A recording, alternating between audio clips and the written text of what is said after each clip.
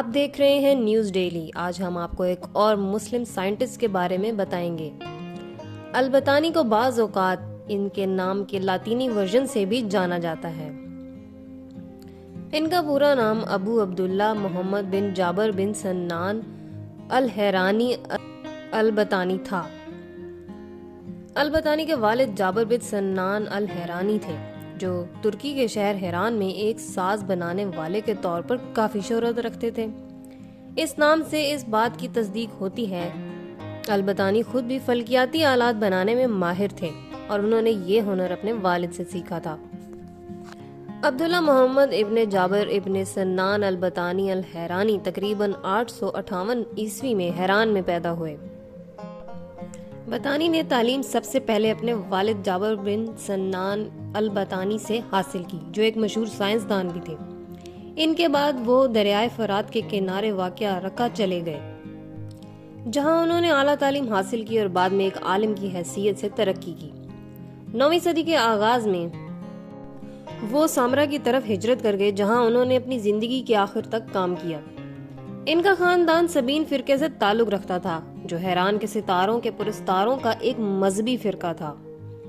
ستاروں کے پرستار ہونے کا مطلب یہ تھا کہ سبیوں کو فلکیات کے مطالعے کے لیے ایک مضبوط ترغیب حاصل تھی۔ البتانی اپنے آبائی شہر سے تعلق رکھنے والے ایک ریاضی دان سابی مذہب کے قائل نہیں تھے۔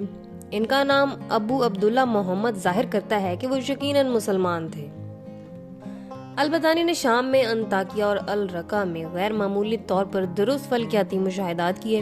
الرقہ کا قصبہ، جہاں البتانی کے زیادہ تر مشاہدات کیے گئے تھے، اس وقت خوشحال ہو گیا جب خلیفہ ہارون الرشید نے وہاں کئی محلات بنائے۔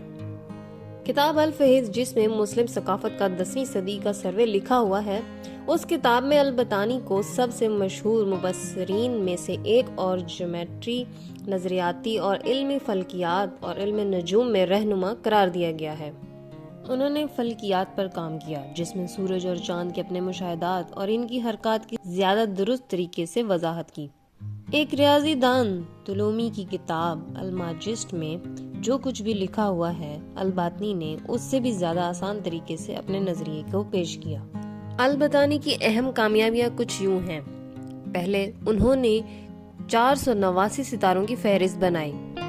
اس کے بعد انہوں نے سال کی لمبائی کے لیے موجودہ اقدار کو بہتر کیا، جسے انہوں نے 365 دن، 5 گھنٹے، 46 منٹ، 24 سیکنڈ اور موسموں کے طور پر دیا۔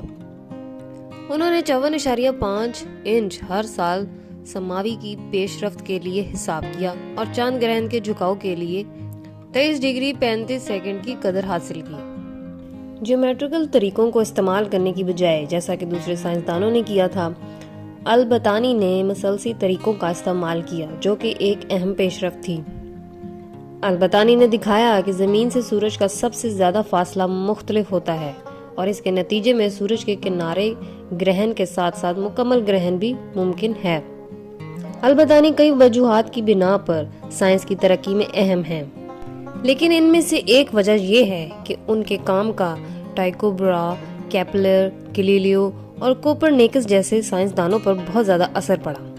تمام مورخین اس بات پر متفق ہیں کہ البتانی کا انتقال عراق کے شہر موصل کے قریب 317 ہجری میں ہوا۔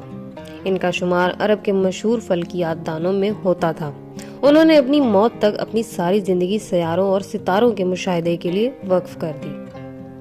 مزید ویڈیوز دیکھنے کے لیے ہمارے چینل کو سبسکرائب کریں۔